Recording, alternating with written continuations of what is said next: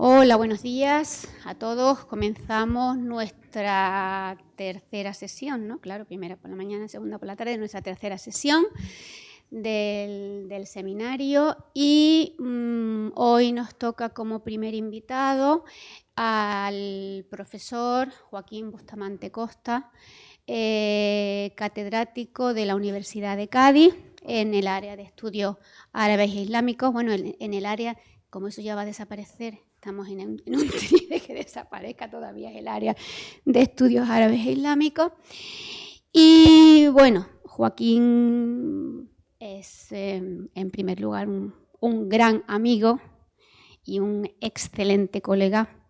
Todo aquel que lo conoce lo sabe. Y yo, que además tengo una intensa relación desde hace más de 25 años, desde que me volví de aquí, de las islas a la península, y estuve trabajando afortunadamente un año en Cádiz, que fue donde lo conocí. Y les puedo asegurar que es una bellísima persona, además de un investigador excelso, excelente, magnífico. Yo aprendo cada día con él porque, en fin, yo siempre estoy, Joaquín, ¿y esto qué es? Joaquín, y aquello, y lo que me corrige y lo que me ayuda en todos mis textos y con mis chicos, con mis direcciones de trabajo, fin de máster, de grado, de las tesis doctorales, en fin, Joaquín siempre está ahí con ese pozo de sabiduría que lo caracteriza y que afortunadamente yo tengo el honor de poder disfrutar de esa persona y de ese pozo de sabiduría. Bien, las líneas de investigación a las que Joaquín se dedica, se le puede preguntar de cualquier cosa, da igual, ¿sabe? Pero después, claro, a la hora de escribir, pues cada uno tiene sus líneas. Son fundamentalmente la lexicografía y la fitonimia árabe, los arabismos en español, los textos médicos y farmacológicos árabes medievales y la toponimia hispanoárabe. Eso fundamentalmente. Entre sus muchísimos trabajos, yo voy a resaltar sus dos últimos libros. El último de todos ellos, el de Fitonimia árabe hasaniyya, que recoge los nombres de las plantas en el árabe del Sáhara Occidental y Mauritania. O sea, es un volumen que recoge con una intensidad que da pavor. Y eso es una recopilación de toda la lexicografía, la fitonimia hasaniyya. Y la que para mí es mi libro de cabecera, yo con él me levanto, con él me acuesto, con la Virgen María y el Espíritu Santo, pues con esa. Que a los que trabajamos con ella lo llamamos la Hunda, se llama así, la Hunda, no tiene más título, tiene un título larguísimo, todo el mundo conocemos la Hunda. La Hunda fue el fruto de la edición, la traducción, el estudio y un magnífico volumen de índices de la obra de un andalusí botánico que recoge en esa obra, se recoge prácticamente todo lo conocido hasta ese momento sobre botánica. Y esa fue una labor que llevaron a cabo Joaquín Bustamante y él ya desgraciadamente fallecido, Federico Corriente. Y bueno, ese es nuestro libro de cabecera para cualquier, o sea, yo como en mis temas de farmacología, cualquier planta, si no está en la Hunda, debe ser que no existe o algo parecido, ¿no? Entonces, la fitonimia hasaniyya y la Hunda, pues yo creo que hacen un redondo en el haber de la botánica medieval.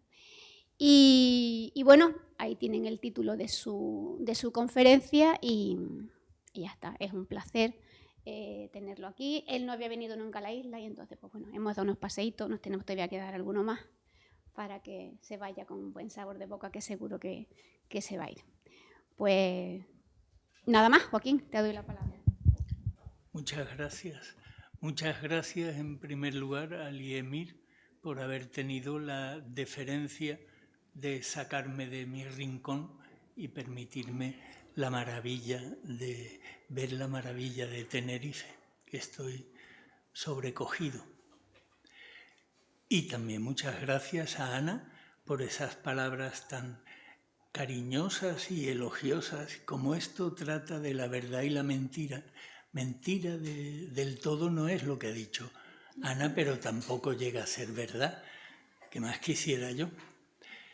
Pues vamos a ver esto de la verdad y la mentira aplicado a las propiedades de las plantas, las propiedades curativas.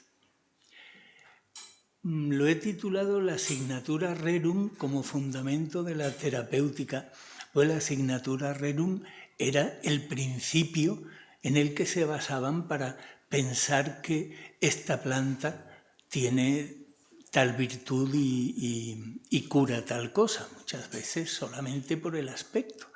Pues, en realidad, la asignatura Rerum la expresó en primer lugar Teofrasto Paracelso, alquimista germano-suizo del 16, que fue el que lo puso palabra sobre palabra, pero desde muy antiguo la asignatura Rerum era el fundamento. Cuando las personas de mentalidad mítico-religiosa veían la creación, admiraban al Creador, el Creador de todas las cosas, el Creador también de la enfermedad. Entonces, como es siempre bueno, ¿cómo puede ser bueno y crear la enfermedad? Eso se compensaba porque también había creado el remedio. Entonces entendían, pero no es de las religiones abrahámicas, es de mucho antes, la gente veía un objeto que le recordaba algo y pensaba, ¿y si esto vale para esto? Y lo probaba. Si salía mal, no pasaba nada, se moría, como nos morimos todos. Pero la cuestión es que con la asignatura Rerum empezaron a ver efectos que a veces no eran los buscados, pero eran interesantes. Pensaban, por ejemplo, lo de la disfunción eréctil que tengo puesto ahí, pensaban que todas las raíces napiformes eran muy buenas para los problemas masculinos de este tipo. Y hay en los autores árabes medievales muchas recetas en las que se ponen zanahorias, chiribías, secácul, son todo raíces alargadas con aspecto fálico. Si eso se cuece, se deshace, se mezcla con manteca, con sebo o con miel y después se frota vigorosamente, pues se obtiene un resultado que a lo mejor también sin las raíces napiformes se podía haber obtenido, pero le veían utilidad. Ahí tengo puesta una foto que he sacado de internet porque yo fotografiaba mi difunta Charo.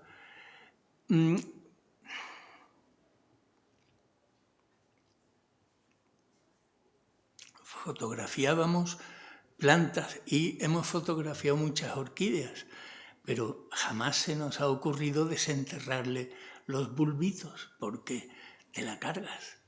Entonces, cada vez hay menos la gente que se da paseítos por los pinares de las algaidas de la provincia de Cádiz, pues dice, ¡ay, qué bonita la flor de abeja! Una menos. Y así, por Dios, la gente se quejaba. Es que antes te metías al pinar y sacabas una brazada así de lirios. Y ahora una cosita, pero eres tú. Hay que ver cómo es la gente. Tú eres la gente. Bueno, la cuestión es que estos supuestos testículos que tienen las orquídeas tienen el aspecto como tienen dos, una de este año y otra del año que viene, o al revés, una del año pasado y otra del año presente, porque se va alternando, se agota uno de los bulbos y el otro, que ha almacenado suficiente alimento, es el que tira para adelante. Entonces la orquídea dura más de un año, es una planta plurianual. Entonces la gente cuando la desenterraba veía tal parecido con los testículos, que el propio nombre orquídea significa eso, que parece orgis, ¿no? Parece. Y entonces hacían un preparado para mejorar. Todavía hoy se sigue utilizando, pero es que esto en español, que en muchos sitios se llama compañones de perro, en árabe se llamaba Jusa Thalab, también Jusa al-Kalb, que es testículos de perro, pero Jusa Thalab era lo más frecuente. Thalab es el zorro, testículos de zorro. La palabra Thalab, los orientales parecen de Sevilla, porque no pronuncian za, pronuncian sa, dicen salab. Entonces de salab los turcos dijeron Salep, y con el nombre de Salep se comercializa desde los Balcanes hasta Palestina un producto que se le da mezclado con la leche a los niños cuando están creciendo, les dan Salep y eso los hace más masculinos. Si molieran papas y se lo mezclaran, les haría el mismo efecto, y el que sale masculino, y el que no ya le puedes dar Salep, ¿no? Pero esto, claro, lo que añadía era fécula a la alimentación, no unos principios que... Pero es que a veces aparecían insospechados, pero luego tenían su utilidad. En las raíces de muchos helechos están como cabelleras enmarañadas, miles de pelos por acá, por allá, y pensaban, mira, para evitar la caída del cabello, le voy a hacer un cocimiento y tal. El pelo se le seguía cayendo, pero se ponía rubio. Y de ahí utilizar la doradilla, que es uno de estos helechos que se usaban para el pelo, como tinte para el pelo. Pues vamos a ver 3 casos de medicamentos que por la Signatura Rerum se han utilizado, que son paradigmáticos.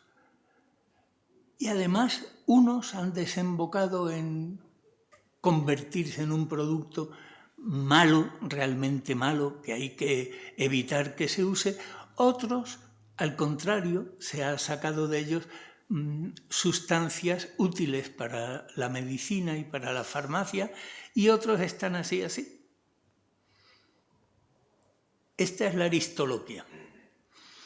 Aristoloquia, decía Dioscórides cuando la expuso, decía que era lo mejor que había para ayudar al parto. De ahí Aristos y Logios, ¿no? Aristoloquia quiere decir el mejor parto, o lo mejor para la parturienta. ¿Por qué? Porque veían, se puede ver esto, sí, aquí, esta especie de bolindre de donde luego saldrá el fruto, ahí veían un útero femenino.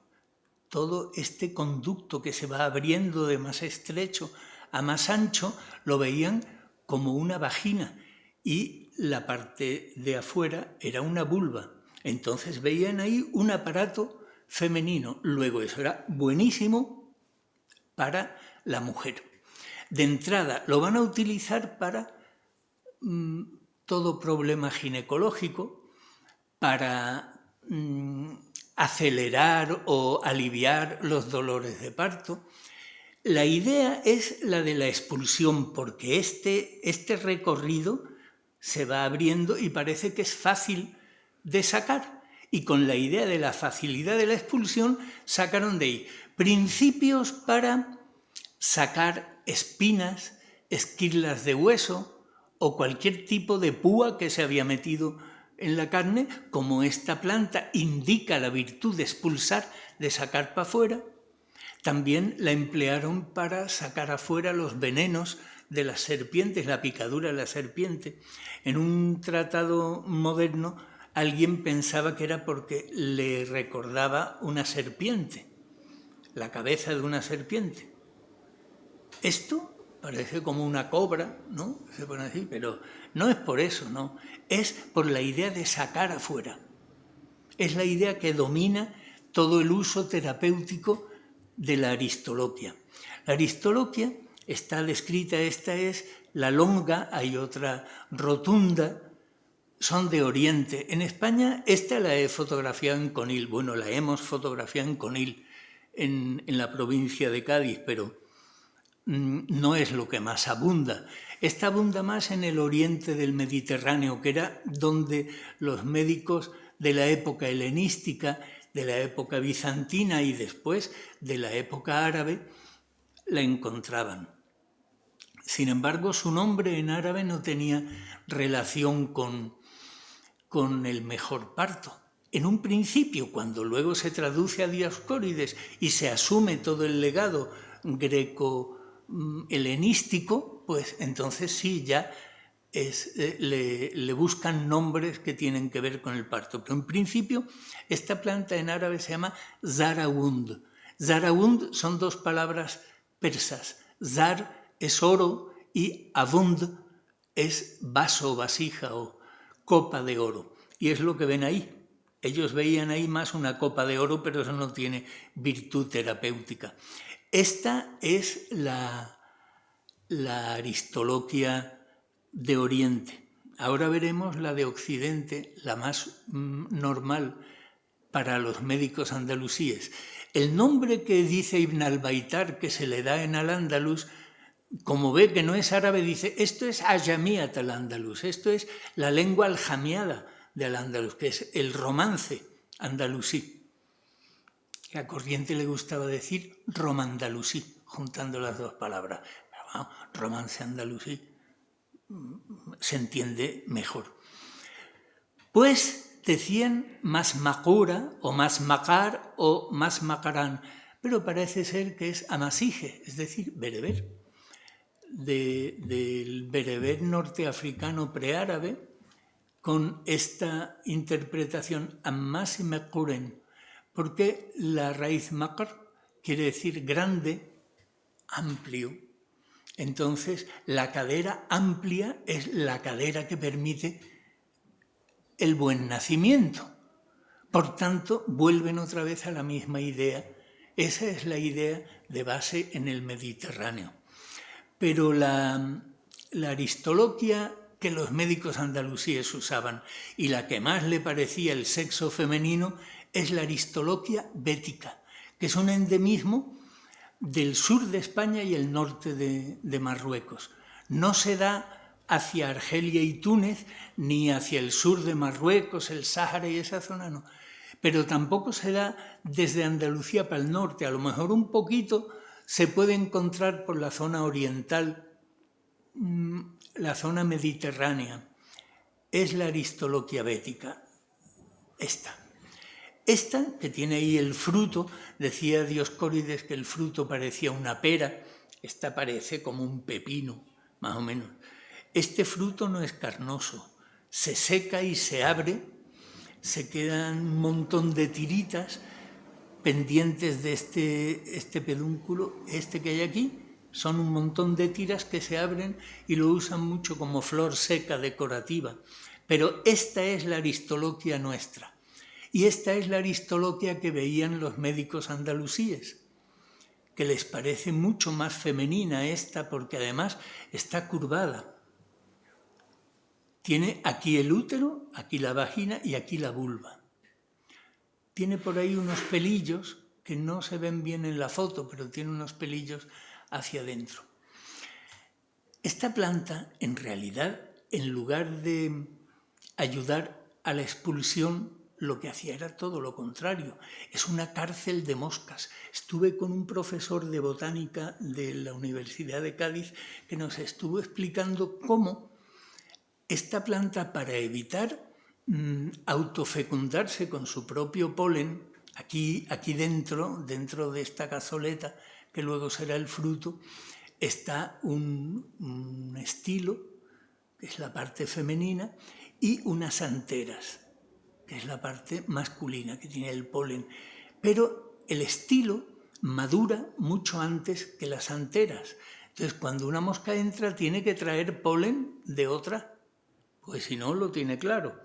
Entra la mosca y en el momento en el que deposita su polen, el que traía en el estilo de la aristoloquia, en ese momento empieza el proceso de maduración de las anteras para soltar su polen.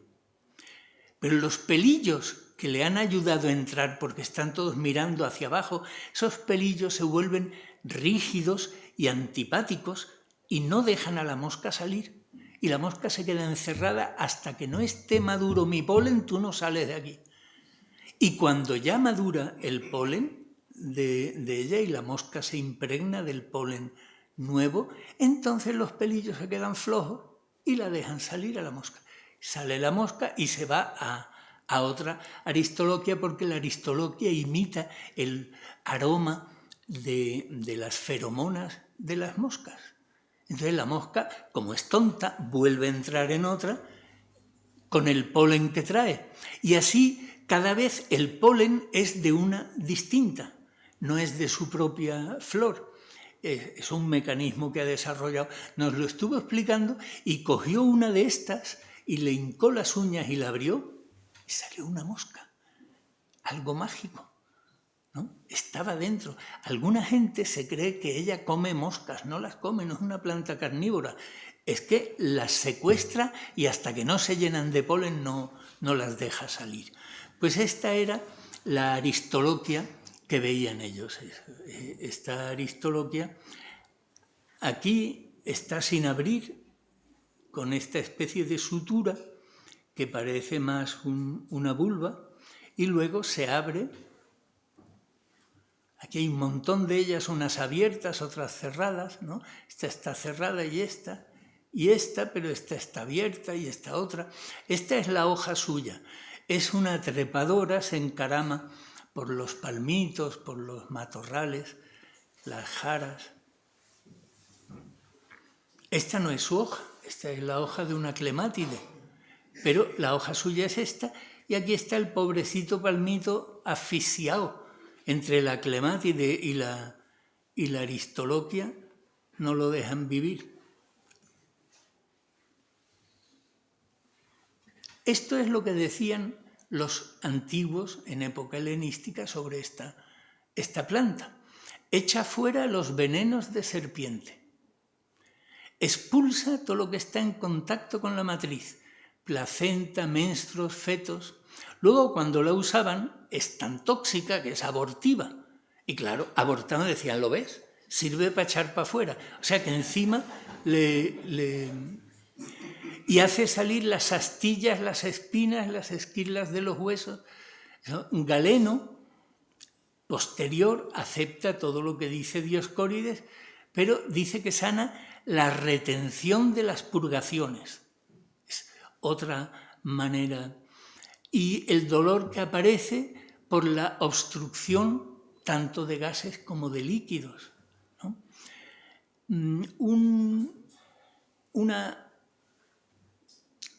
Un síntoma de alguna enfermedad que se utiliza mucho en Andalucía con la palabra, no sé si en Canarias se usa también la palabra opilarse, que a las niñas le decían que no bebieran mucha agua porque se podían atascar por dentro, entonces cuando llegase el mes les iba a doler y le decían, niña, no bebas tanta agua que te va a opilar. A opilar. Lo que pasa es que a alguna gente la O se le mezcla con la A y dicen pilar, te va a pilar, ¿no? Pero es opilar, pues las opilaciones era una de las cosas que, según ellos pensaban, curaba la aristoloquia.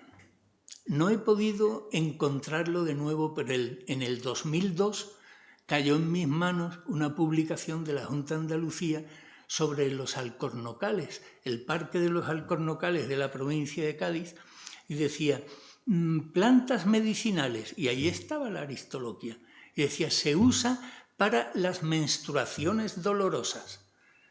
Te tomas una infusión y si sobrevives, no te duele.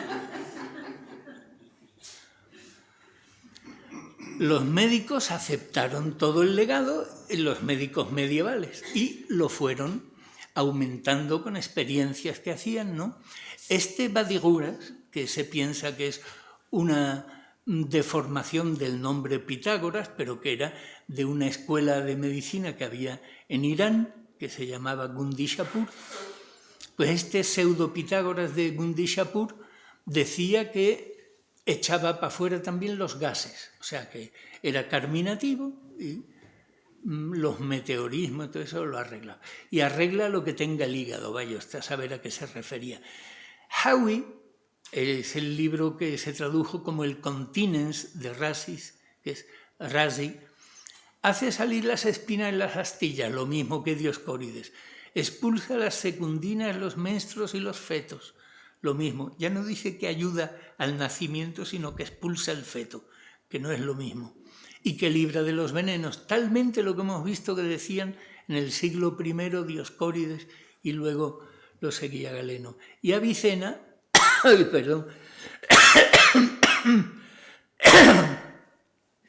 ya Avicena, siguiendo quizá a Badiguras o a Galeno, añade los humores flemáticos, las flemas, y la bilis, expulsa la bilis. En este momento todavía, cuando recogen nombres vernáculos de plantas por España, en la zona de habla catalana se le llama herba felera de la hiel, de la bilis, que ya Avicena decía que quitaba. No la quita, pero les parecía que sí. Los andalusíes eran recopiladores. Ibn Samajun, Al-Ghafiqi y Ibn al-Baitar en realidad no añaden nada suyo, sino que te dicen, de esta hierba dice Dioscórides a Galeno, B, Avicena, el Razi, y te van diciendo todo lo que contaba cada cual, ¿no? El legado greco-bizantino, Dioscórides y Galeno primero, luego Oribasio, Pablo de Gina y algunos más, y el legado arábigo fundamentalmente Razi e Ibn Sina, Ibn Emran, Ibn al-Jazar, Abu Hanifa ad-Dinawari, son clásicos que van dando datos sobre las plantas. Abu Hanifa se ocupaba más de cuestiones de lexicografía y si aparecía esa planta citada en un poema o no. O sea, vale para poca cosa, pero Ibn al-Jazar era médico. Entonces solamente hablaba de empleos médicos. Bueno, pues todos ellos repiten lo que han dicho anteriormente Avicena y el Razi, Dioscórides y Galeno, etc. Y continúa en la Edad Moderna, Al-Antaki, en Siria, en el siglo XVI, sigue con las expulsiones. Expulsa la piedra del riñón, expulsa las lombrices, mejora la expectoración, es decir, que expulsa flemas. Pues siempre es la idea de expulsar. Por eso los que dicen se le atribuye propiedades para la picadura de la serpiente porque tiene forma de serpiente, no te engañes. Es expulsar el veneno que te han inoculado. En Argelia, Abdarrazak al-Jazairi, la orina, otra cosa para expulsar, la regla, que ya le habían dicho, y la leche, o sea que es galactogogo también. Echas para afuera líquidos del cuerpo. Purifica los loquios, expulsa el feto y para los peos también, es carminativo. Entonces, van poco a poco añadiendo. Estos son los usos actuales, populares en España, según Pardo de Santayana y toda esta gente que han hecho una enciclopedia de la medicina tradicional. Emenagogo, lo primero, que es lo que decía la Junta de Andalucía, para la regla de las muchachas. Abortivo, eso es evidente, es que una embarazada se toma aristoloquia y con mucha facilidad sale el feto, pero antes de tiempo, y lo que hace es abortar. Y antídoto de la picadura de las víboras, pues lo siento mucho, pero como no te vayas rápido al médico, esto no te va. O sea que hemos visto cómo por la forma de la flor se han deducido una serie de cosas. Después, cuando se encuentra esto con los farmacólogos que analizan qué principios tiene. Muchas veces se horrorizan, dicen, pero ¿cómo la gente utiliza esto? Ahí pongo que en Marruecos tiene mucho predicamento. Uno de los nombres que le dan en Marruecos, aparte de Zaraound, es Burrustum, que dicen que es la planta de Rustum, un antiguo imán de los Eibadíes, que era una herejía que pululaba por el norte de África. Ahora están refugiados todos en un oasis de Argelia. Bueno, pues le dan ese nombre, pero lo usan constantemente. Y toda esta gente que cito aquí han puesto sobre aviso de que esto es muy malo. Este Manahan es estadounidense y tiene un artículo donde demuestra que destroza el riñón y produce cáncer de vejiga. Y Yamani Harshufa significa alcachofa, la señora alcachofa, pues ha hecho un montón de estudios sobre esta hierba.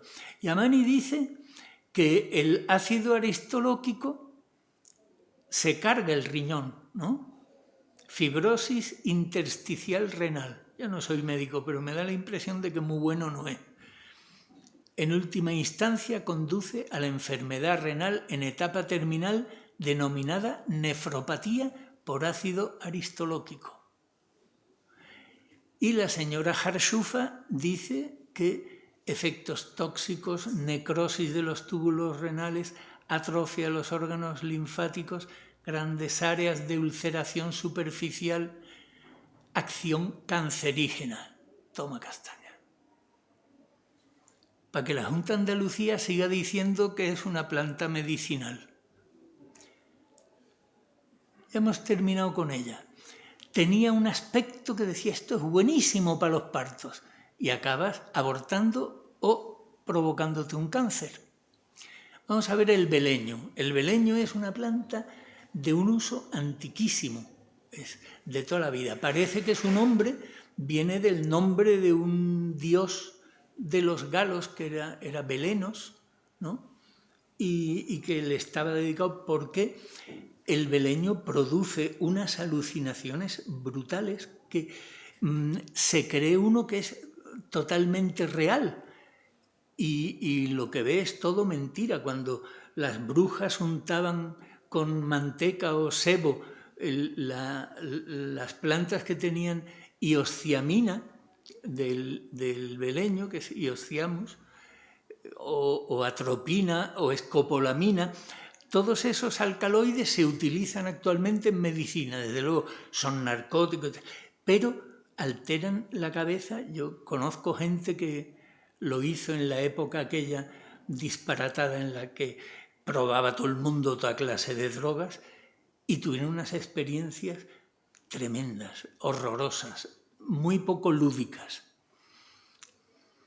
Las brujas lo untaban en el palo de una escoba, se frotaban la vulva y tenían un orgasmo con el demonio, según ellas pensaban, y volaban encima de la escoba y todo eso. Todo eso parece muy real, pero y sobre todo lo que produce es midriasis. No voy a adelantarme, pero el beleño tiene esta forma cuando tiene el fruto. Parecen quijadas llenas de muelas. Bueno, esto es la señal de que es bueno para los dolores de muela. Esto es un dibujo, este lo tuve que buscar en el diccionario botánico de Fontquer porque no tenía ningún fruto abierto, pero los he visto cuando se les va el operculito a ver, aquí, esta tapaderita, cuando se suelta todas las semillas y se queda vacío como una muela agujereada, como una muela cariada que está hueca.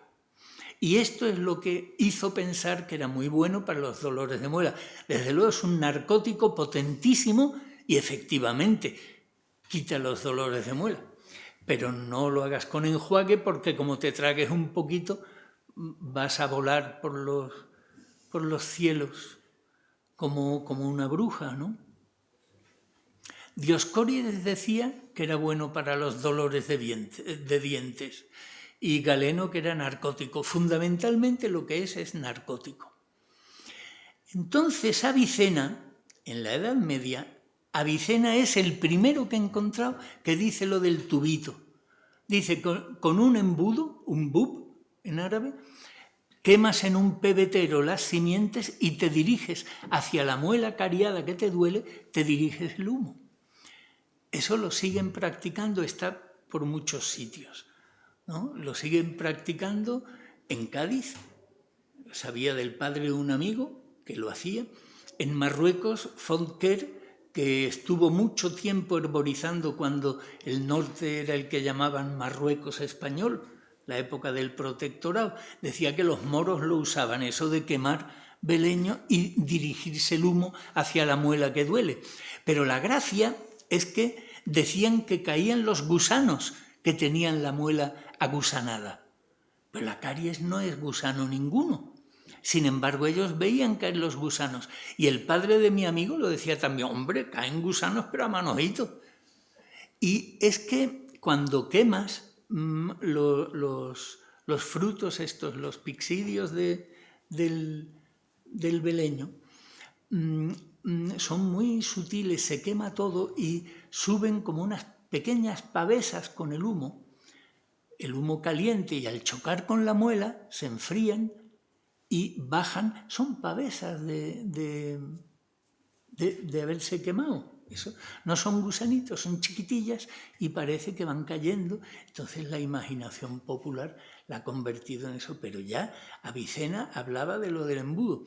Luego, el doctor Laguna, que cuando traduce a Dioscórides, él siempre comenta y da su opinión y a veces mete su chascarrillo, porque tenía un sentido del humor muy peculiar. Si puede burlarse de los portugueses, se burla siempre. Chistes de portugueses se podía coger el Dioscórides traducido por Laguna, ir sacando, a ver, aquí meto chistes de portugueses, aquí meto chistes de moros. Se burla de los moros, se burla de los portugueses, se burla de mucha gente. Parece ser que para alejar los olfatos de los inquisidores de él, porque parece que era converso, el doctor Laguna. Por eso se fue de España, se fue a Roma y allí fue médico del Papa y a mí que, como dicen, busca quita pegat, ¿no? Una cosa así. A mí déjame. Bueno, pues Avicena es el primero que habla del tubito para dirigir el humo. Y luego Ishaq ibn Imran, que este es de Túnez, un médico tunecino, era oriental pero vivía en Túnez, hacía con alquitrán de cedro lo que llaman la miera, ¿no? Cuando se calienta, eso lo hacen en el monte para las mataduras de las ovejas y de los mulos y los caballos, untan con esta resina que gotea cuando se queman las ramas de los cedros, las sabinas, vamos. Y con todo esto, pues, hacía este hombre una bola con eso y es para el dolor de muela, pero eso era para masticarlo, de manera que pueda controlar el escupirlo, porque como está metido en una bola de alquitrán vegetal, claro, no es de chapapote.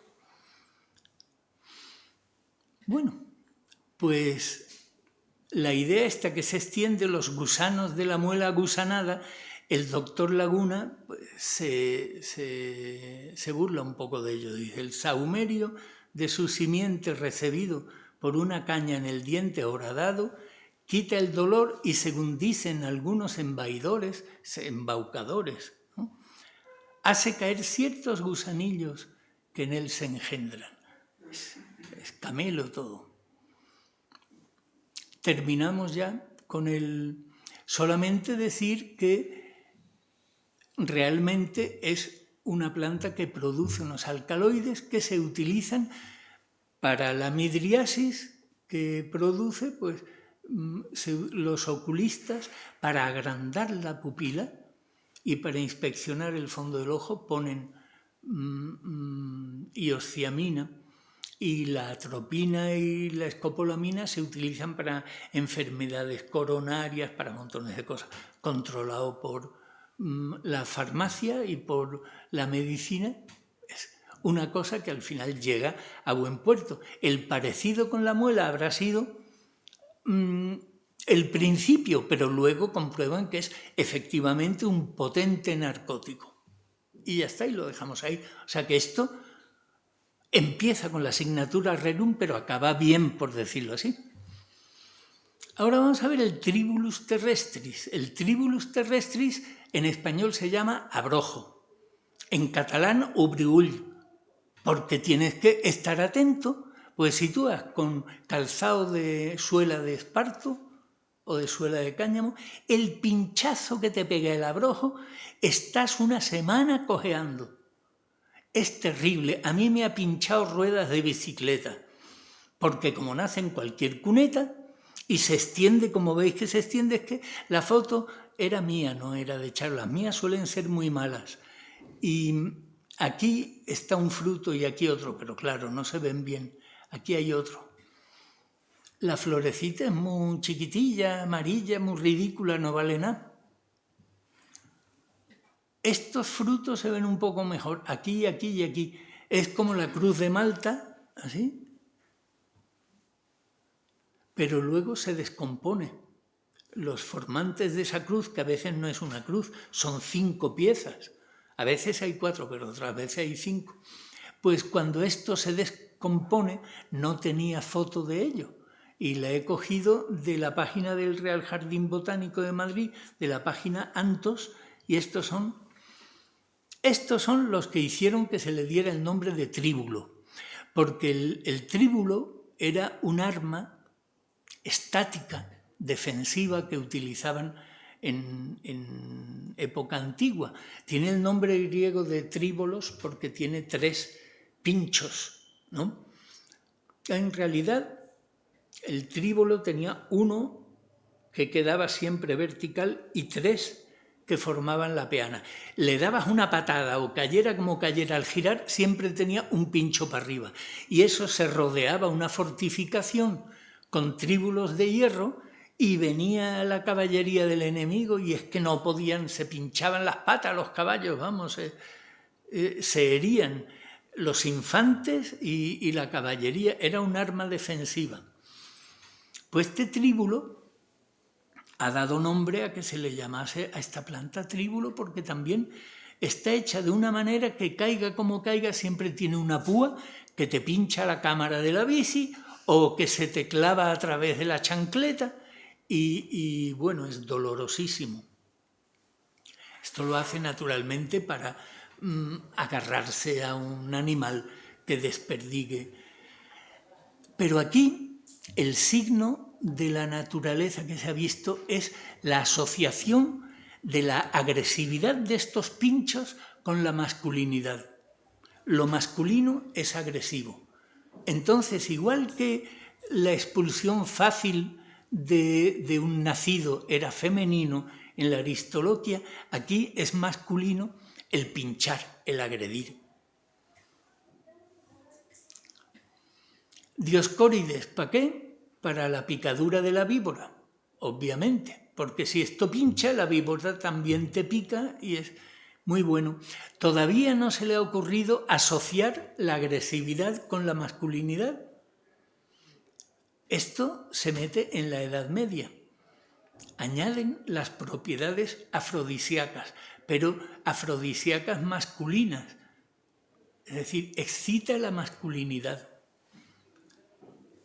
Bueno, este de la medicina india, el Sinhisar, que cita el Razi en el Hawi, es el primero que dice que esto sirve para el coito, incita al coito. Los demás empiezan a repetirlo, ¿no? Avicena, Serapión, pues es afrodisíaco y además es útil para la picadura de la víbora y los venenos mortíferos, van diciendo unos y otros. En los siglos XII y XIII, los que citan estos enciclopedistas como el Gafiki y como Ibn al-Baitar, también recitan que acrecienta el semen, por tanto es afrodisíaco solo masculino, ¿no? Potencia el coito, todo asociado a la masculinidad. El Ghazani, del 16 también, pero ya marroquí, afrodisíaco, el Antaki, que excita el coito, el Jazairi, que es argelino, también, todos que es afrodisíaco. Harshufa, la señora esta que estudia esto, pues dice que sí, que en la zona del norte de Marruecos, en Oujda, cerca de la frontera con Argelia, lo usan como sedante y analgésico dental. ¡Ay, esto se me ha colado!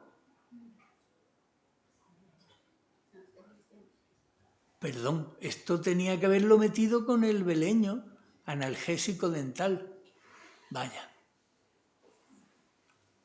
Esto es del Tribulus terrestris. Este principio protodioscina que las glándulas suprarrenales convierten en la hormona deshidroepiandrosterona, DHEA, ¿no?, que constituye la materia prima para la fabricación de testosterona y otras hormonas, dicen, esto es pues muy bueno para la testosterona. Los que se medican con testosterona para aumentar, ¿cómo se llaman?, los culturistas, estos de gimnasio, que se tragan montones de pastillas, utilizan el que llaman Tribulus terrestris búlgaro, porque lo comercializan así, con ese nombre. Tribulus terrestris lo ponen con el binomio latino porque queda mucho más mágico, misterioso, que si dicen abrojo. Abrojo es una catetada, entonces, ¿no?, un abrojo. Entonces, poderosísima planta de tradición milenaria en los países de Oriente. Es que esto lo he ido sacando de Internet. En Internet venden montones de Tribulus terrestris para la testosterona y la masculinidad, pero he copiado incluso un anuncio. Esto es lo que dicen de él en los prospectos de los que te lo venden. Mejora el estado de ánimo, la energía, sensación de bienestar, capacidad para funcionar bien en situaciones de estrés, fuerza muscular, desempeño deportivo, estimula el sistema inmunitario, profundiza el sueño nocturno, disminuye el colesterol, reduce la grasa corporal, desarrolla los músculos, aumenta la densidad mineral ósea. Vamos, es que cualquier musculito muere con esto, ¿no?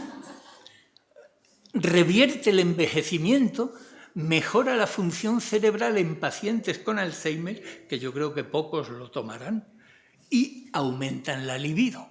Por consiguiente, esto es mano de santo. Esto es lo que venden, lo venden con el nombre de Tribulus. Aquí está la hojita, pero la flor no está. Y este es el colmo, vamos, este es la caradura más grande que he visto. Bueno, por lo pronto va poniendo las palabras españolas y luego pone free, azúcar free o químicos free, ¿no? Y luego tiene una serie de logos de farmacéuticos de la sociedad vegetariana y tienen la cara dura de poner el logo del Ministerio de Consumo, ¿cómo se llama? Sanidad y la, yo lo tengo por aquí apuntado, la Agencia Española de... No, esta que está aquí, que aquí no se ve. Sí, de... ¿Eh? Sí.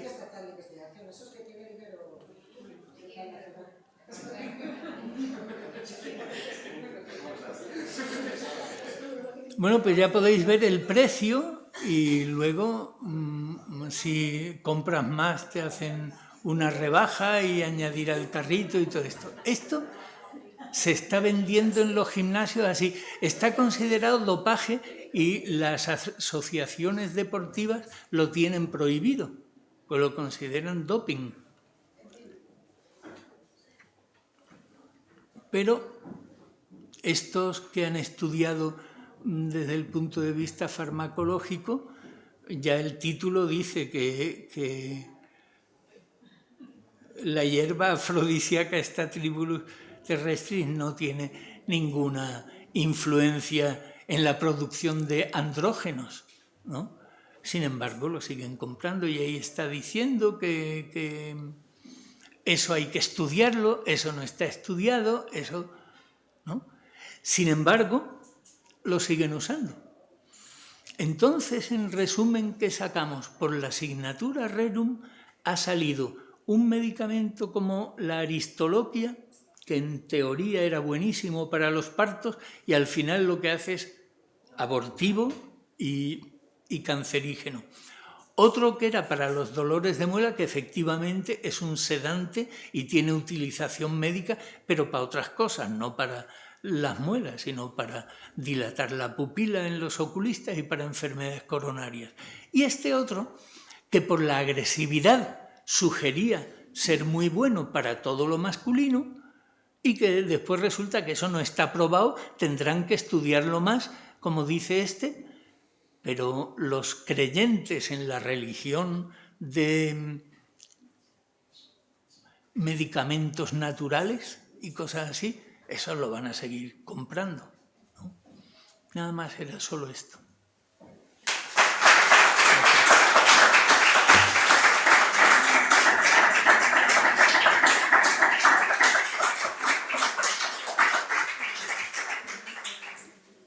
¿Cómo se quita esto? Bueno, lo dejo.